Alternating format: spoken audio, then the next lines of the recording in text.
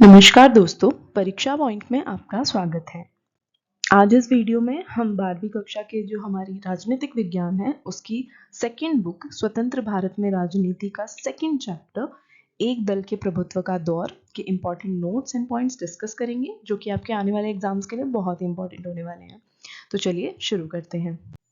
तो जैसे चैप्टर के नाम से ही क्लियर हो जाता है, एक दल के प्रभुत्व का दौर। एक दल यानी कि कोई एक पार्टी है और उसके प्रभुत्व का दौर चला एक टाइम तक।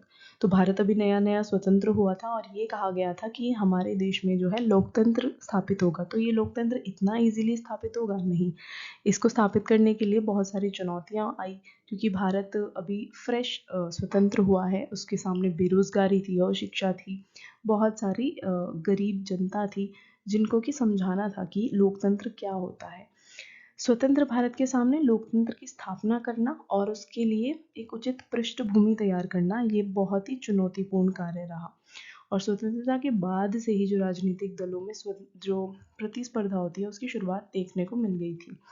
स्वतंत्रता के बाद से ही जो हमारे नेता थे, उन्होंने लोकतंत्र स्थापित करने की बात कह दी थी कि हमारे देश में लोकतंत्र ही स्थापित होगा। हर देश और समाज में शासन के सुचालन का जो नियम था वो बनाना अनिवार्य हो जाता है। जैसे कोई भी देश अगर हमें रन करना है तो उसमें एक तरह का नियम और उसके स्वचालन के लिए एक समाज में जो है शासन बनाने की बहुत ज़्यादा ज़रूरत होती है, ताकि लोग उस नियम को फॉलो करते हुए अपने देश में रह सकें, जिसके लिए अनेक विकल्प उपलब्ध भी होते हैं और लोकतंत्र उनमें से एक है। अगला इसमें पॉइंट है कि समाज में जो मौजूदा समूह थे उस टाइम पे, उन लोगों की एक्सपेक्टेशंस यानी कि महत्वाकांक्षाएं बहुत ज़्यादा थी सरकार से, और ये सरकार की जिम्मेदारी भी होती है लोगों को समान अधिकार प्रदान करना। और इसके लिए सरकार को कई सारे समाधान निकालने पड़ते हैं, क्योंकि समस्याएं उस समय पर बहुत ज़्यादा थी। भारत अभी स्वतंत्र हुआ था और गरीबी, बेरोजगारी, अशिक्षा और असमानता देश में बहुत बड़े स्तर पर फैली हुई थी। तो स्वतंत्रता के बाद भारत में लोकतांत्रिक शासन प्रणाली को अपनाया गया। ये हम सभी जानते हैं कि ये पहले ही डिसाइड हो चुका था कि भारत लोकतांत्रिक देश बनेगा, जिसका उद्देश्य क्या होता है कि जनहित के लिए शासन और जनता का शासन, जनता के हित में शासन होगा और जनता का शासन रहेगा। नेक्स्ट है चुनाव आयोग। अब जनता का शासन चाहिए तो उसके लिए चुनाव आयोग की भी जरूरत पड़ेगी। तो 26 नवंबर 1949 को भारत का संविधान तैयार हो गया बनकर, और जिस पर 14 जनवरी 1950 को हस्ताक्षर हुए। और ये लागू कब किया गया? 26 जनवरी 1950 को इसे अमल में लाया गया। इस समय तक देश का जो प्रशासन था वो एक अंतरिम सरकार चला रही थी, और संविधान लागू होने के बाद यह आवश्यक हो गया था कि देश के जो शासन है अब लोकतांत्रिक सरकार के हाथों में चला जाना चाहिए। अभी तक ऐसे ही चल रहा था, एक अंतरिम सरकार द्वारा ये शासन चल रहा था, प्रशासन चल रहा था। और जैसे ही हमारा संविधान लागू हुआ, ये बात जोर पकड़ने लगी कि अब एक लोकतांत्रिक सरकार की इस देश को ज़रूरत है। इसमें अगला पॉइंट है कि भारत में चुनाव आयोग का गठन कब हुआ। तो चुनाव आयोग का गठन कब हुआ? जनवरी 1950 में। और ये संविधान के अकॉर्डिंग, जैसे संविधान में वर्णन किया गया था उसी अकॉर्डिंग कम्प्लीटली ये बनाया गया था। और हमारे चुनाव आयुक्त, पहले चुनाव आयुक्त कौन घोषित किए गए थे? सुकुमार सेन। इम्पोर्टेंट नाम है, याद रखना। चुनाव आयोग का जो महत्वपूर्ण कार्य होता है वो क्या होता है? देश भर में शांतिपूर्ण और निष्पक्ष चुनाव आयोजित कराना। जो भी इलेक्शंस होते हैं टाइम टू टाइम कंट्री में, वो इलेक्शन कमीशन जो है उसको हैंडल करता है। और चुनाव आयोग के समक्ष क्या क्या कठिनाइयाँ उस समय पे रही जब भारत आज़ाद हुआ था। तो यह उम्मीद की जा रही थी उस टाइम पर कि चुनाव आयोग गठन के बाद से ही देश का पहला आम चुनाव करा लेगा क्विकली। लेकिन जैसे जैसे हम इसमें आगे बढ़े तो बहुत सारी डिफ़िकल्टीज आने लगी, बहुत प्रॉब्लम्स आने लगी। तो जो देश की विविधता थी और बड़ी संख्या थी, उसकी वजह से ये थोड़ा मुश्किल रहा। चुनाव कराने के लिए पहला कार्य था कि चुनावी क्षेत्रों का सीमांकन किया जाए और मतदाता सूची तैयार की जाए। एक लिस्ट बनानी होती है उसके लिए, जिसके लिए चुनाव आयोग को खासा परेशानियों का सामना करना पड़ा। क्यों? आगे समझते हैं। तो पहली डिफ़िकल्टी तो ये थी कि जो मतदाता सूची रेडी होकर आई थी उसमें कम से कम 40 लाख महिलाओं के नाम ही लिस्ट में शामिल नहीं थे, और जो नाम शामिल थे वो बहुत ही अजीब तरीके से लिखे गए थे। और चुनाव आयोग ने इस लिस्ट को अस्वीकार कर दिया, इसको डिनाई कर दिया। और कहा गया कि इसमें सुधारों की ज़रूरत है। तो उस टाइम पे हमारे देश में 17 करोड़ मतदाता थे, जिसमें से सिर्फ 15% लोग ही शिक्षित मतदाता थे। तो चुनाव आयोग ने क्या किया कि जो 3 लाख लोग हैं, ऐसे कर्मचारी जो उसके अंडर में काम कर रहे थे, उन लोगों को शिक्षित किया चुनावों को लेकर। और उस टाइम पे वो टाइम था जब जो बड़े बड़े देश थे हमारे स्वतंत्रता के टाइम पर, वो उन देशों में भी लोकतंत्र होने के बावजूद भी महिलाओं को मताधिकार नहीं दिया गया था। तो ये बहुत ही ज़्यादा चुनौतीपूर्ण था भारत के लिए भी महिलाओं को मताधिकार प्रदान करना। पहले 3 चुनावों में कांग्रेस का प्रभुत्व, तो जो पहले टॉप 3 चुनाव हुए थे भारत में स्वतंत्रता के बाद, उसमें कांग्रेस का प्रभुत्व रहा। कैसे, ये जानते हैं। पहले आम चुनावों के बाद नतीजों से कोई भी अचंभित नहीं था, सबको पता था कि कौन जीतेगा, क्योंकि भारतीय राष्ट्रीय कांग्रेस का ही प्रभुत्व उस समय पर देखा जा रहा था। और भारतीय राष्ट्रीय कांग्रेस उस टाइम से, यानी कि स्वतंत्रता के टाइम से बहुत ज़्यादा एक्टिव पार्टी भी थी। इस पार्टी को स्वाधीनता संग्राम से ही ये विरासत हासिल थी, लोग ज़्यादा जानते थे उस टाइम से ही इस पार्टी को। और इस पार्टी में स्वयं जवाहरलाल नेहरू थे, जो कि राजनीति के करिश्माई नेता माने जाते थे। कांग्रेस का उद्गम 1885 में एक नव शिक्षित कामकाजी वर्ग के रूप में हुआ था। तो अगर आपसे कोई क्वेश्चन पूछता है कि कांग्रेस पार्टी कब बनी, तो आप कह सकते हो 1885 में। एक राजनीतिक पार्टी के रूप में इसका उद्गम कब हुआ? 20वीं शताब्दी के बाद हुआ। कांग्रेस का विभिन्न विचारधाराओं के गुटों को मिलाकर एक जो है एक पार्टी के रूप में इसका निर्माण हुआ, जो आगे चलकर एक मध्यवर्गीय समूह के रूप में उभरी। विपक्षी पार्टी इस समय कांग्रेस की जो रणनीतियां और फैसले थे, आंशिक रूप से ही प्रभावित कर सकी। मतलब कोई भी अपोजिशन, कोई भी विपक्षी पार्टी उस टाइम पे कांग्रेस के सामने नहीं खड़ी थी। अगर थी तो उनका ज़्यादा इफेक्ट पड़ नहीं रहा था उस पर, क्योंकि प्रभुत्व कांग्रेस का उस टाइम पर बहुत ज़्यादा था और लोगों के अंदर इस पार्टी को लेकर बहुत सारी मान्यताएं बनी हुई थी, क्योंकि ये बहुत सारे गुटों को मिलाकर बनी हुई पार्टी थी। नेक्स्ट पॉइंट है इसमें कि कांग्रेस में जो गुट बने थे, वे शासन के भीतरी सुधारों पर कार्य कर रहे थे, जिससे राजनीतिक होड़ बाहर से कोई ताल्लुक नहीं थी। जो राजनीतिक होड़ आज के टाइम पे है, पार्टी टू पार्टी कॉम्पिटिशन्स हैं, वो होड़ उस टाइम पर कांग्रेस पार्टी के साथ नहीं थी। ये होड़ कांग्रेस के अंदर ही चल रही थी, ये प्रतिस्पर्धा जो थी कांग्रेस के अंदर ही चल रही थी। और यही कारण था, जो ये पूरा कालखंड था, इसको कांग्रेस प्रणाली के नाम से जाना जाता है। इसमें अगला पॉइंट है कांग्रेस प्रभुत्व की प्रकृति की। क्या ऐसा तरीका था कांग्रेस का जो हमेशा इसका प्रभुत्व रहा इतने सालों तक? तो आम चुनावों के जो नतीजे थे, उसके बाद जो कांग्रेस का प्रभुत्व था उस टाइम पर साफ दिखाई दे रहा था।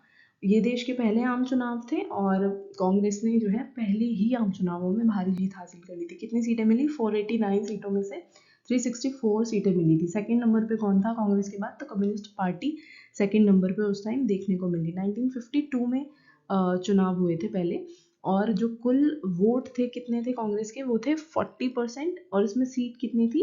74%। ये जो कांग्रेस है उसकी सीट थी। और जो दूसरी पार्टी रही थी कम्युनिस्ट पार्टी, उसको कितने वोट मिले थे? 10% वोट मिले थे, और इसमें 3% सीट ही वो जीत पाए थे। इससे भी कम, 3% से भी कम वोट उनको सीटें उनको मिली थी। तो कांग्रेस पार्टी का जो प्रभुत्व था वो अन्य देशों के प्रभुत्व से भिन्न रहा। ये ऐसा क्यों कहा जा रहा है यहाँ पर? क्योंकि जो अगर हम इंटरनेशनल लेवल पर और कंट्रीज में देखते हैं, वहाँ पर एक ही पार्टी का प्रभुत्व रहता है, तो वो डेमोक्रेटिक कंट्री नहीं होते, वो लोकतांत्रिक देश नहीं होते। भारत में लोकतांत्रिक स्थिति थी, उसके बावजूद भी एक ही पार्टी बनी हुई थी। क्यों? क्योंकि जनता बार बार उसको चुन रही थी, बार बार उसको सत्ता में खड़ा कर रही थी। और इस सफलता का रीज़न क्या था?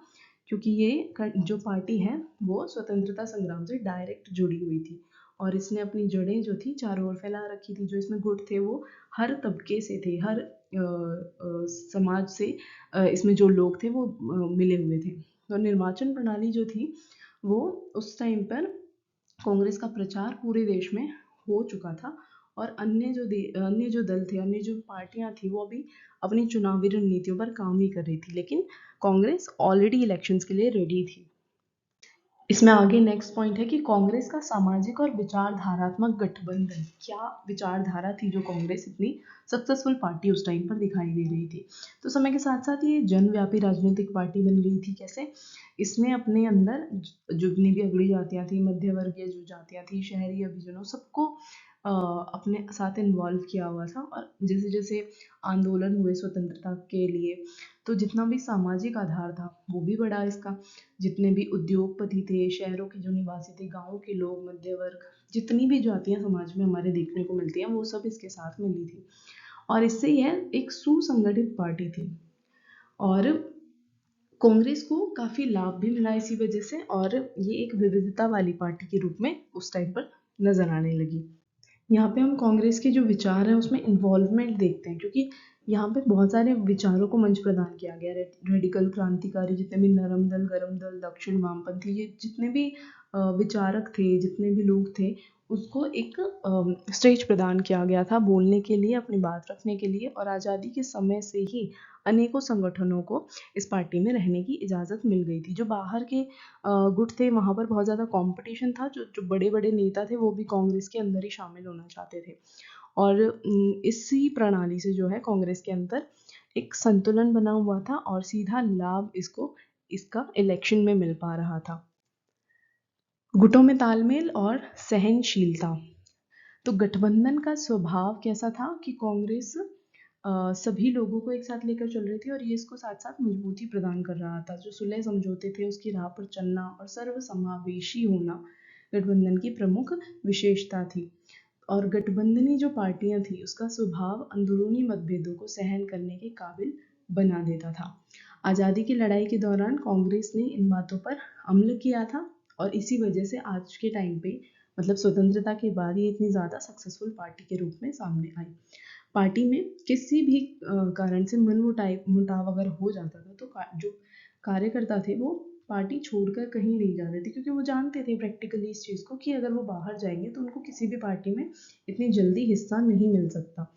वे पार्टी में मौजूद रहकर किसी दूसरे समूह से लड़ना बेहतर समझते थे, कि हम कांग्रेस के अंदर रहकर ही अन्य जो हमारे विपक्षी खड़े हो रहे हैं उनके साथ लड़ सकते हैं, कांग्रेस को छोड़ नहीं सकते।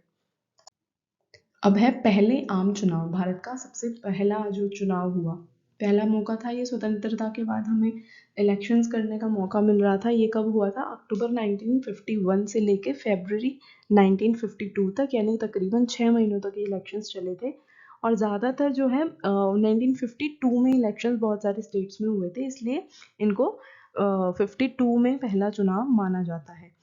और ये कौन सी पद्धति, कौन से सिद्धांत के आधार पर हुए थे? तो सार्वभौमिक वयस्क मताधिकार के बूते पर ये इलेक्शंस हुए थे। 17 करोड़ की हमारी मतदाताओं की जनसंख्या थी उस टाइम पर, और इन्होंने 489 सांसदों और राज्य विधानसभा के कितने 3200 उम्मीदवारों का इलेक्शन इन्होंने किया।